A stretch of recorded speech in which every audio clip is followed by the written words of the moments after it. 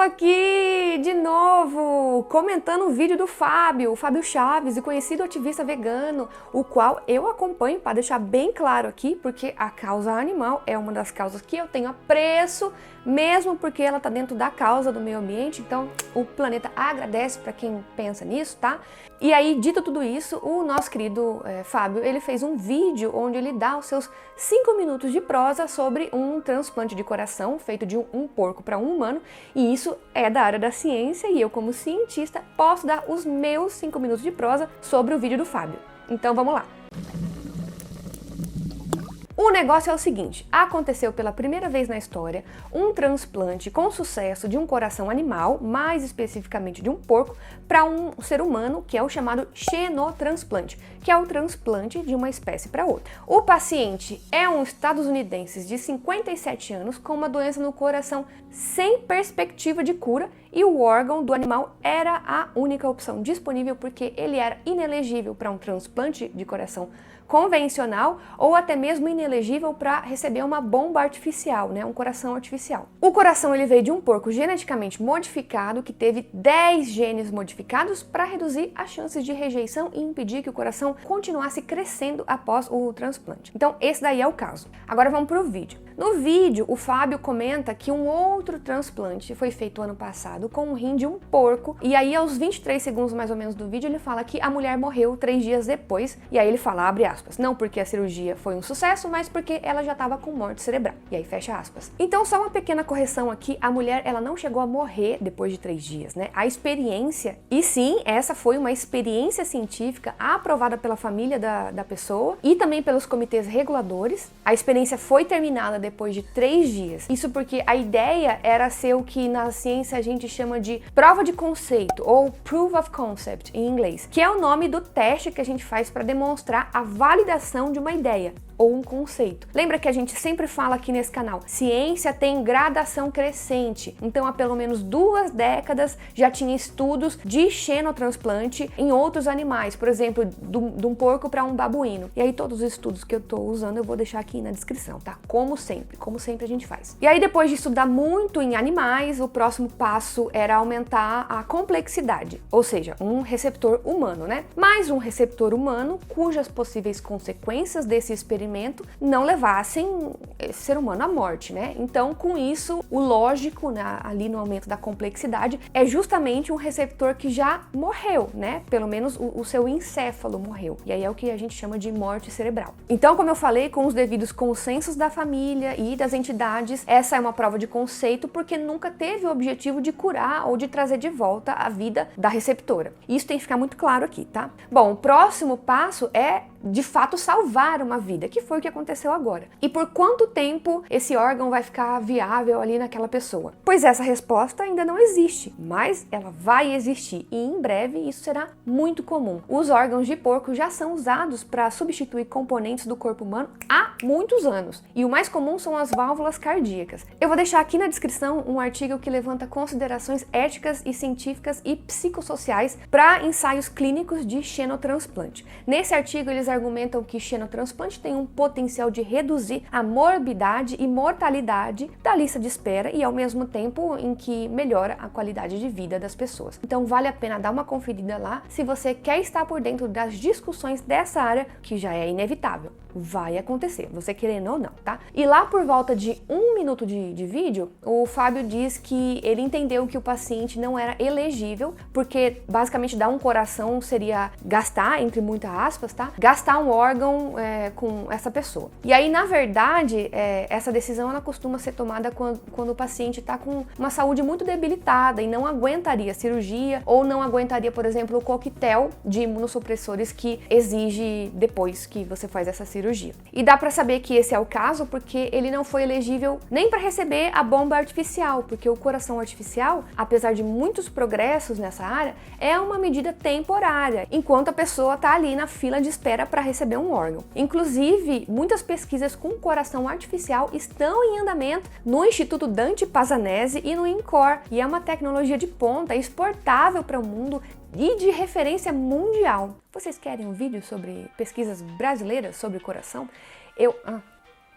pegar aqui para mostrar. No livro que a gente escreveu, eu conto um pouco da história do Euclides Zerbini e a criação do INCOR. E tem muitas histórias legais sobre coração e pesquisas de transplante de coração. Comenta aqui embaixo se você gostaria um vídeo sobre isso. E também compra o nosso livro, que tem muitas histórias legais aqui, tá? Bom, voltando pro caso aqui. Há muitas situações, por exemplo, que deixam uma pessoa inelegível, tipo idade, sempre há preferência para pessoas mais jovens, o tempo de espera, então esperar muito um órgão compatível reduz a sua chance de sucesso. Então, depois de uns anos na fila de espera, se não pintar um doador compatível, você é excluído da fila. E também até o fato de já ter recebido um órgão antes. E isso pode acontecer porque, infelizmente, transplantes não são para a vida toda, por mais que você tome remédios para diminuir a sua resposta imunológica, para o seu corpo não rejeitar esse órgão, mesmo assim, depois de muitos anos, você pode perder de novo o órgão, porque ele simplesmente para de exercer a sua função. E eu sei bem disso porque o meu padrasto, ele recebeu um rim quando mais jovem, né? E aí ele viveu por vários anos com esse rim, até que ele perdeu de novo esse órgão que ele recebeu e nesse ponto ele já não podia mais receber um novo órgão, né? Ter um novo transplante. E aí ele faleceu no final do ano passado, depois de uma vida de grande sofrimento. E aí, ao 1 minuto e 34, o Fábio diz que não dá para dizer o quanto ele vai viver, porque ninguém sabe. Isso é real, né? Na verdade, isso é um território desconhecido, né? Que a gente tem, no máximo, estimativas baseadas no que a gente sabe sobre o corpo humano. E aí deixar bem claro que é exatamente por isso que esse tipo de teste é importante de ser realizado, para termos mais respostas, né?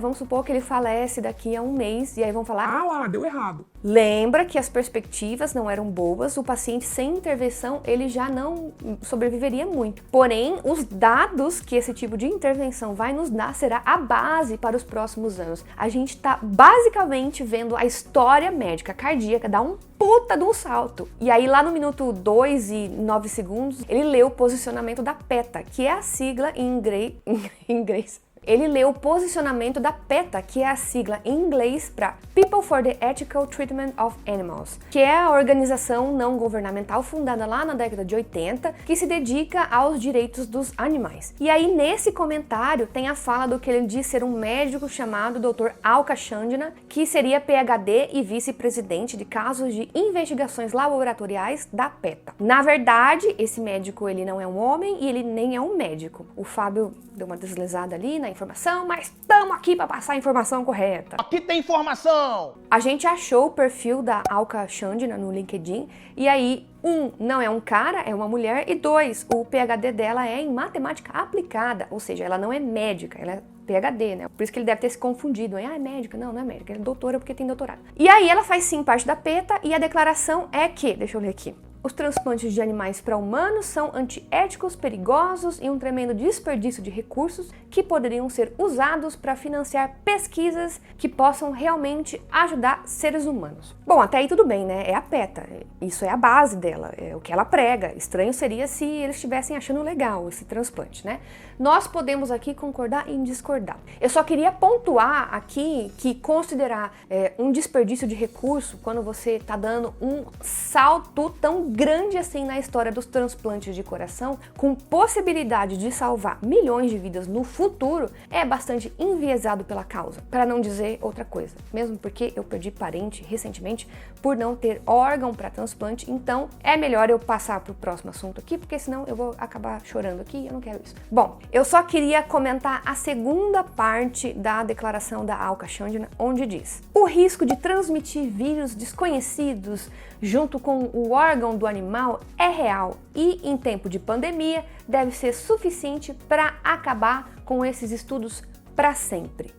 Pois é, assim como o animal humano, os outros animais, como os porcos, são reservatórios de vírus, como o herpes vírus, como o citomegalovírus e também como retrovírus endógenos. E essa afirmação poderia ter todo o sentido se eu fosse agora lá na fazenda do seu Jaime, abater um porco, pegar o coração dele para enfiar numa pessoa. Mas a gente sabe que não é isso que acontece, né? O porco não é só modificado geneticamente para diminuir as chances de rejeição, eles também são criados no modo livre de patógenos para prevenir a transmissão da maioria dos micro-organismos suínos. Então, além disso, há muitas décadas os estudos eles buscam entender como evitar contaminações em xenotransplantes. Todos os artigos, como eu falei, já vão estar aqui na descrição, dá uma olhada lá. Tem muita coisa, muito material sobre isso.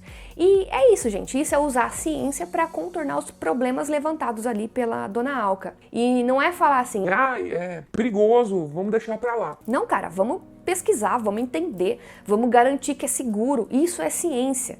Que vergonha, hein, dona Xandira? Eu tenho certeza que as suas perspectivas seriam um pouquinho diferentes se fosse você a pessoa a receber esse transplante aí. E falando nisso, o Fábio também comentou aos 3 minutos e 16 segundos que é contra criar os bichos para tirar seus órgãos, mas aos 3 minutos e 23 segundos ele disse que ele não é hipócrita e faria uso se ele precisasse. Então parece que ele é contra só quando é para salvar a vida das outras pessoas. Não sei, me pareceu um pouco hipócrita sim, mas eu posso estar enganada. Vamos seguir aqui. Bom, aos 3 minutos e 54, ele cita os avanços científicos que surgiram dos procedimentos nazistas e antiéticos. E aí eu vou deixar aqui também uma matéria da BBC que eles listam muitas coisas que surgiram dessa época, como cloroquina antimalária, né? A cloroquina, a metadona, as metanfetaminas, também pesquisas com hipotermia, hipóxia, desidratação foram todas feitas e geradas a partir de experimentos humanos em campos de concentração. E além disso, formas de borracha sintética e até refrigerante Fanta foram desenvolvidos pelos alemães sob o domínio nazista. Na verdade, há poucas áreas do progresso científico que não foram contaminados em algum momento por algum comportamento imoral ou antiético. A física, a biologia, a zoologia, a medicina, psicologia, imunologia, antropologia, genética, nutrição, engenharia. Já entendi! Todos esses campos convivem com descobertas feitas em circunstâncias desumanas ou até mesmo ilegais. Desde pacientes infectados intencionalmente com alguma doença até a recusa intencional em se tratar pessoas para observar se desenvolveriam alguma doença. Teve também pesquisas antiéticas baseadas em crenças, como tentar curar homossexuais na década de 50, implantando eletrodos no cérebro de uma pessoa para alterar ali a sua orientação sexual. Essa discussão é super válida e a intuição básica é que se as informações foram obtidas de forma antiética e se usamos essas informações, nós nos tornamos cúmplices. Mas, ao mesmo tempo, não usar essas informações seria igualmente ruim, porque seria um desperdício e vidas humanas foram perdidas, tá vendo? É complexo, é um dilema ético. Então esse seria o argumento do Fábio. Ele não concorda com o jeito que esse avanço ocorreu, por exemplo, usando animais em laboratório, mas ainda assim vai usar se precisar, porque assim como todos usam os avanços feitos pelo nazismo. E esse é um ponto de discordância entre nós que a gente nunca vai chegar a um acordo, porque eu não acho que experimentos antiéticos nazistas com seres humanos são comparáveis com usar animais para pesquisa. Para mim isso não tá, para começo de conversa, em pé de igualdade, mas aí que eu falei isso, agora eu vou ser classificada como uma especista e fim, né? Não tem discussão, então não adianta mais discutir isso. Mas eu tenho 2 coisas para falar sobre isso daí. A gente deve cada vez mais regulamentar a participação de humanos em pesquisas para que não se repitam experimentos antiéticos. E quem trabalha com humanos sabe como é complexo ter um projeto aprovado, um beijo aí, Plataforma Brasil e Comitê de Ética Humano e Animal. Vocês são rígidos e tem que ser mesmo. Continuem um trabalho excelente. Inclusive, aos 4 minutos e 18 segundos, o Fábio pergunta se existe comitê de ética para animais. Fábio, você sabe que sim, você assistiu o nosso outro vídeo, então vai lá que eu explico certinho, você sabe que existe, tá?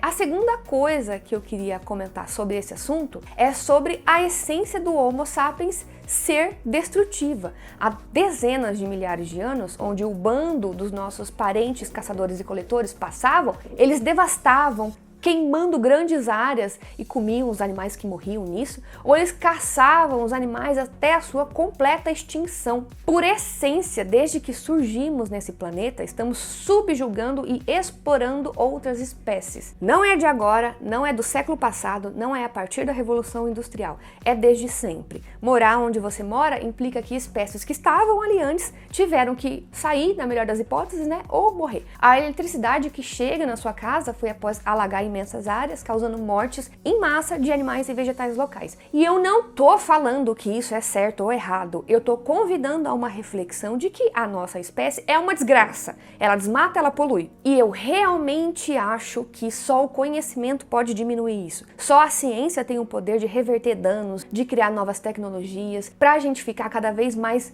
humanos e éticos. E eu acho que realmente é isso que separa os humanos atuais, né, os humanos modernos, dos humanos de 20 mil anos atrás. Nosso avanço coletivo de conhecimento nos permite perceber que tais práticas como desmatar com fogo grandes áreas para queimar os bichos e depois comer eles, ou fazer experimentos antiéticos em humanos, não é mais aceitável. E eu espero que eu possa estar viva para poder ver o momento que não vamos mais precisar usar animais na ciência e isso também passar a ser uma prática do passado. Acontece que no momento, só no Brasil, aproximadamente 60 mil pessoas estão em lista de espera para um transplante. Esse número ele aumenta a cada dia e menos de 10% dos candidatos recebem um órgão por ano. E o principal fator limitante é o pequeno número de doadores compatíveis.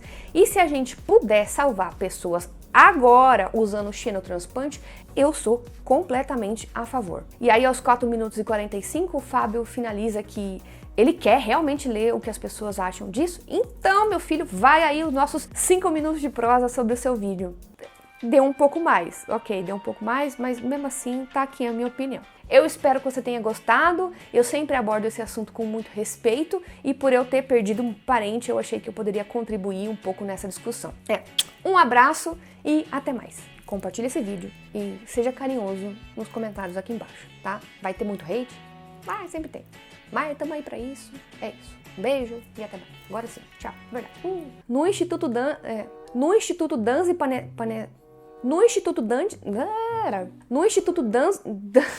ele leu o posicionamento da PETA, que é a sigla em inglês. Ai, caralho. Alexa, boa noite.